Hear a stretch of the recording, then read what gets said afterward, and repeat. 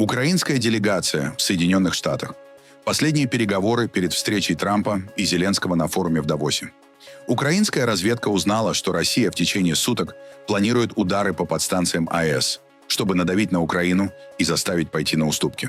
Мадуро мог сдать собственный министр внутренних дел в обмен на свободу от уголовного преследования. Вашингтон вел с ним переговоры весь месяц перед захватом диктатора. Уголовное дело против губернатора Миннесоты. Штат восстал против политики Трампа. Губернатор был кандидатом в вице-президенты вместе с Харрис. Это месть? Тони Блэр, Марко Рубио, Джаред Кушнер и Стив Уитков. Список выдающихся людей в Совете мира, который будет восстанавливать сектор Газа. Макрон опять появился на публике с синяком под глазом, а потом в очках. Опять Бриджит читала лекцию по поведению. А теперь об этом подробно и по делу. Это один день. Не забудьте подписаться и поставить лайк этому видео.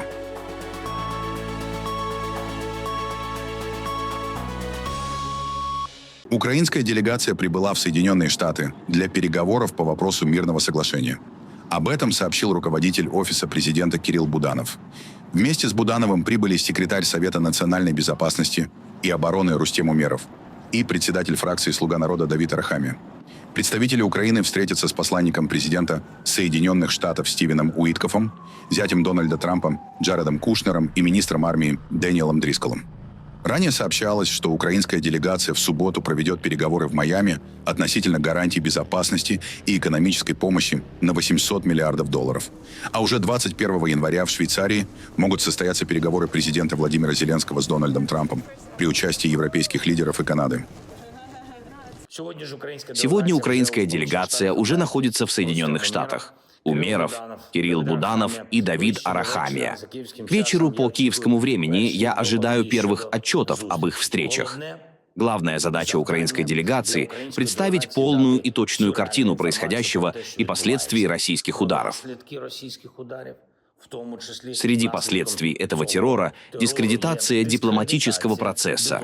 Люди теряют веру в дипломатию, а российские атаки постоянно подрывают даже те ограниченные возможности для диалога, которые существовали раньше. Американская сторона должна это понимать. Необходим также прогресс в подготовке документов. Украина никогда не была и никогда не будет препятствием на пути к миру. И теперь от наших партнеров зависит, будет ли дипломатия двигаться вперед. Благодарю всех, кто с нами, кто с Украиной. Слава Украине! Российская Федерация рассматривает варианты удара по подстанциям АЭС, чтобы заставить Украину подписать капитуляционные требования по окончанию войны. В планах Кремля тотально оставить украинцев без света и тепла. Об этом сообщает Главное управление разведки Украины. С целью заставить Украину подписать неприемлемые капитуляционные требования о прекращении войны, государство-агрессор, Россия рассматривает вариант атаковать стратегические объекты энергосистемы нашего государства. Речь идет о подстанциях передачи электроэнергии, которые обеспечивают работу украинских АЭС, говорится в публикации ведомства. Кроме того, в рамках своей кампании давления Москва планирует также усилить запугивание стран Европы и Запада в целом. Цель этих мер – сдержать поддержку Украины, в частности, способность страны отражать атаки российских войск по критическим объектам инфраструктуры. Администрация президента Дональда Трампа вела закулисные переговоры с министром внутренних дел Венесуэлы Диосдадо Кабильо за несколько месяцев до операции по захвату президента Николаса Мадуро и продолжала контакты после его свержения. Об этом агентству Reuters сообщили несколько источников, знакомых с ходом обсуждений. Американские чиновники предупреждали Кабильо, чтобы он не использовать подконтрольные ему силовые структуры и провластные группировки для преследования оппозиции. Речь идет о разведке, полиции, вооруженных силах и проправительственных ополчениях, включая так называемые коллективос. Этот аппарат безопасности в целом сохранился после рейда 3 января. Кабильо фигурирует в том же американском обвинительном заключении по делу о наркоторговле, что и Мадуро, однако в ходе операции задержан не был. Контакты с ним, в том числе по вопросу санкций и обвинений, начались еще в начале нынешнего срока Трампа и продолжались вплоть до свержения Мадуро. По данным источников, связь поддерживалась и после этого. В Вашингтоне считают, что Кабильо способен либо обеспечить относительную стабильность в переходный период, либо спровоцировать хаос. В Соединенных Штатах временным ключевым партнером рассматривают исполняющую обязанности президента Венесуэлы Дельси Родригес, однако широко признается, что именно Кабильо сохраняет реальное влияние на силовые структуры. Родригес сейчас укрепляет собственные позиции, расставляя лояльных ей людей на ключевые посты и одновременно выполняя требования штатов по наращиванию добычи нефти. Диосдадо Кабельо давно находится под санкциями Вашингтона. В 2020 году Вашингтон обвинил его в участии в наркокартеле «Картель де Лос Солос» и объявил награду за его поимку, увеличив ее позже до $25 миллионов. Сам Кабельо все обвинения отрицает. Бывший спецпредставитель Соединенных Штатов по Венесуэле Эллиот Абрамс заявил, что многие венесуэльцы считают отстранение Кабельо ключевым условием реального демократического перехода. По его словам, именно это станет сигналом, что режим в стране действительно начал меняться. В итальянском порту Бриндизи задержали судно, которое прибыло из российских территориальных вод Черного моря. Об этом сообщает издание «Quotidiano di Puglia». Арест связан с обвинением в нарушении санкций против Российской Федерации за агрессию в отношении Украины. Судно, как сообщается, перевозило 33 тысячи тонн черных металлов. Всего под следствием находятся 4 человека. Импортер, судовладелец и 2 членов экипажа, которых обвиняют в совместном нарушении ограничительных мер, введенных Европейским Союзом. Несмотря на флаг одного из островных государств Океании, проверка показала, что корабль заходил в российский порт Новороссийск, находящийся под санкциями ЕС, где и был загружен. По данным полиции, судовая документация была подделана, а система GPRS намеренно отключалась, чтобы скрыть маршрут. Глава Чечни Рамзан Кадыров на фоне сообщения о серьезной аварии с участием его сына Адама опубликовал видео с ним. На записи Адаму Кадырову вручают очередную награду за заслуги в повышении безопасности атомных станций. Из метаданных следует, что видео было снято за 2 дня до предполагаемого происшествия, то есть за сутки до аварии. По данным источников, вчера вечером кортеж сына Кадырова двигался на высокой скорости по Грозному, когда на дороге возникло препятствие, что привело к каскадной аварии с участием нескольких автомобилей. Адам Кадыров находился за рулем в момент аварии, сообщил источник «Кавказ Реалий». Сразу после аварии в Москву из Чечни вылетел самолет-госпиталь, который доставил пострадавшего в российскую столицу. Официальной информации о состоянии Адама Кадырова нет. По одним данным, он находился без сознания и в тяжелом состоянии, по другим, пришел в себя и его жизни ничего не угрожает. Независимые кавказские медиа сообщают, что пострадавший, предположительно, пришел в сознание. Адам Кадыров считается одним из возможных преемников своего отца, поэтому инцидент может создать дополнительные проблемы для правящего клана. Как отмечают журналисты, вот так. Это как минимум 4-й случай, когда родственники Рамзана Кадырова попадают в аварии с тяжелыми последствиями. Ранее подобные аварии с участием близких главы Чечни сопровождались человеческими жертвами, однако уголовные дела, как правило, не возбуждались. Министерство юстиции Соединенных Штатов начало уголовное расследование в отношении должностных лиц штата Миннесота, включая губернатора Тима Уолза и мэра Миннеаполиса Джейкоба Фрея, по обвинению в сговоре с целью воспрепятствовать работе сотрудников иммиграционной службы. Расследование, о котором впервые сообщила CBS News, началось после заявлений Уолза и Фрея о тысячах сотрудников иммиграционной и таможенной службы и агентов пограничного патруля, направленных в регион Миннеаполиса в последние недели по приказу президента Дональда Трампа. Чиновники заявили, что федеральная система правосудия используется в качестве оружия для запугивания предполагаемых политических врагов Трампа. 2 дня назад это была сенатор Элиса Слоткин. На прошлой неделе это был председатель Федеральной резервной системы Джером Пауэлл. До этого сенатор Марк Келли. Использование системы правосудия в качестве оружия против своих оппонентов – это авторитарная тактика. Единственный человек, которого не расследуют в связи со стрельбой в Рене Гуд, это федеральный агент, который в нее стрелял. Администрация Трампа с начала прошлой недели направила в Миннесоту около 3000 федеральных агентов, что вызвало новую волну протестов.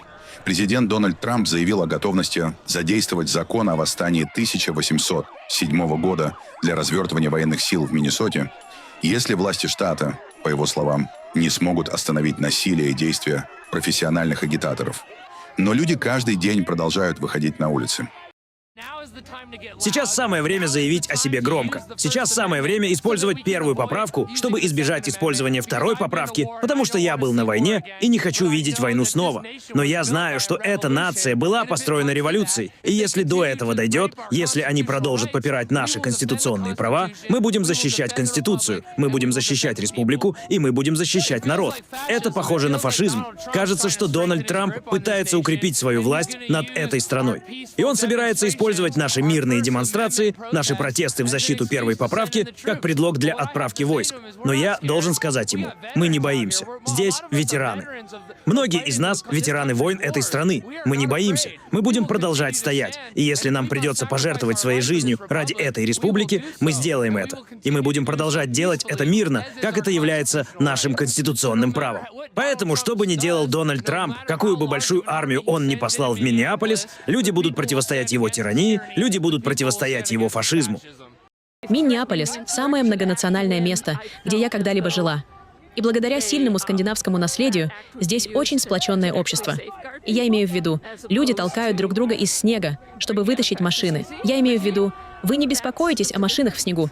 И у нас просто такой образ мышления. И поэтому, если кто-то угрожает моим соседям, мне это не нравится, и я вмешаюсь. И мне, честно говоря, все равно, нравится ли мне мой сосед, или к какой этнической группе он принадлежит. Просто это недопустимо. Нельзя причинять вред моим соседям. Я думаю, что это ненадлежащее использование вооруженных сил Соединенных Штатов вводить их против собственных граждан. И насколько я понимаю, то, что произошло в Вашингтоне, когда там находилась Национальная гвардия, никто из них не хотел там находиться. Это была пустая трата времени и ресурсов. Я не думаю, что армия это ценит. Я думаю, это акт отчаяния. И это трагедия. Ужасно то, что происходит.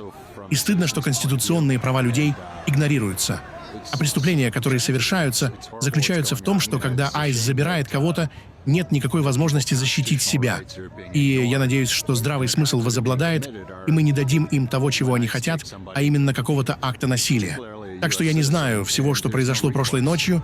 Я знаю, что ICE выстрелили парню в ногу, и я надеюсь, что мы добьемся справедливости для Рене Гуд. Белый дом объявил имена членов так называемого Совета мира, который, согласно плану президента Дональда Трампа, будет контролировать Временное управление сектором Газа. Возглавит этот орган Али Шаад, в прошлом занимавший пост заместителя министра планирования палестинской автономии. В его ведении будут находиться инфраструктура, образование и ряд других сфер, вплоть до санитарного контроля. Источники в системе безопасности Израиля заявили, что эта кандидатура для них вполне приемлема. В число членов Совета также вошли госсекретарь Соединенных Штатов Марко Рубио, специальный посланник Трампа Стив Витков, бывший премьер-министр Великобритании Тони Блэр и зять Трампа Джаред Кушнер. Трамп является и основателем, и председателем Совета, согласно его плану, обнародованному в конце прошлого года, в рамках которого в Газе было достигнуто хрупкое перемирие. Как отметил президент Соединенных Штатов, Совет мира будет работать в тесном взаимодействии с новоназначенным палестинским технократическим правительством, Национальным комитетом по управлению Газой. Совет мира будет играть ключевую роль в выполнении 20 пунктов плана Трампа по Газе, обеспечивая стратегический надзор, мобилизацию международных ресурсов и подотчетность в переходе Газы от конфликта к миру и развитию. Жители сектора Газа, проживающие в лагерях для беженцев в Хан-Юнисе, выразили одновременно обеспокоенность и надежду после заявления Белого дома и публикации имен некоторых членов так называемого Совета мира. По словам местных жителей, они рассчитывают, что новый формат управления поможет стабилизировать ситуацию и улучшить гуманитарные условия, но опасаются возможных политических последствий. Тем временем гуманитарная ситуация в Газе остается крайне тяжелой. С момента объявления перемирия в октябре прошлого года в сектор стало поступать больше помощи, однако гуманитарные организации заявляют, что этого все еще катастрофически недостаточно. Сотни тысяч жителей Газы остаются без жилья и живут во временных палатках. Последние месяцы регион переживает необычно холодную для этих мест зиму, с проливными дождями, сильным ветром и температурами в районе 10 градусов днем и до 3 тепла ночью. Что касается мирного совета при администрации Трампа, то его успех или провал зависит от израильтян, которые являются оккупационными врагами. Если они стремятся к его успеху, они добьются его успеха, а если нет, то он потерпит неудачу. В их руках вопросы пересечения границы, помощи и восстановления — все это находится в руках оккупации, израильской оккупации. Израиль считается американским государством, и все, чего они захотят, будет применяться и к Трампу. Мы надеемся, что мирный совет, созданный Трампом, будет очень серьезно работать над восстановлением сектора Газа и открытием всех пограничных переходов, если на то будет воля Божья. Мы надеемся, что воцарится мир и границы откроются. Мы глубоко страдаем, наши дома разрушены. Мы надеемся, что воцарится мир, потому что это дальше невозможно выносить. Этот Совет мира станет началом долгосрочной гегемонии, которая уничтожит единство палестинского народа и географическое разделение между Западным берегом и Газой. Самое важное — открыть пограничный переход. И когда план будет реализован, открыть пространство для его работы, чтобы Совет мог работать в стране и помогать людям, потому что мы находимся в ужасной ситуации в стране, в катастрофической ситуации. В африканской Уганде президент Йовери Мусевени, который находится у власти уже 40 лет, в 7-й раз победил на выборах после полного отключения интернета в стране. По данным местной избирательной комиссии, Мусевени набрал 76% голосов. Его главный соперник, музыкант и лидер оппозиции Бобби Вайн, получил 19%. 6 других кандидатов разделили оставшиеся голоса. Йовери Мусевени, которому уже 81 год, пришел к власти в результате военного переворота и позиционирует себя как гарант стабильности страны. В первые годы его правления сопровождалось экономическим ростом, неолиберальными реформами и восстановлением инфраструктуры, а также получило международное признание за эффективную борьбу с эпидемией СПИДа. Со временем его руководство все больше стало характеризоваться авторитарными методами, включая отмену ограничений на президентские сроки и возрастного ценза. Критики обвиняют Мусевени в создании культа личности, фальсификациях выборов, подавлении оппозиции и нарушениях прав человека. К тому же, в силу возраста ему все труднее исполнять свои обязанности. Я благодарю избирательную комиссию за детальную работу по изучению документов и одобрению моей кандидатуры. Его оппонент Бобби Вайн – известный в стране музыкант, исполнитель музыки в стиле регги. Сторонники называют его президентом трущоб. Он вырос в печально знаменитых трущобах Кампалы, где создал свою музыкальную студию, ставшую известной во всем мире.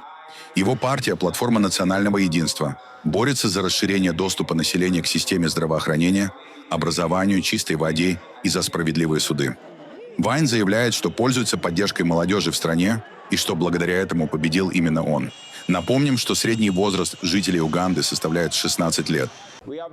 Мы не враги друг другу. Мы знаем своего врага, мы знаем врага Уганды, и это Мусевени и его режим национального позора. Поэтому чем больше мы боремся друг с другом, тем дольше мы задерживаем перемены, которых так отчаянно хотят угандийцы.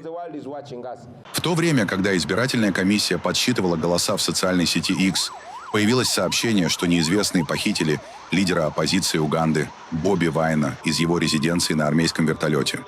Позже его сын вышел на связь и рассказал, что отцу удалось избежать, а мать находится под домашним арестом. Я получил информацию о том, что во время рейдов моему отцу и кандидату в президенты Кьягулани Сентему удалось сбежать от военных, когда они врывались в дом и уничтожали все имущество.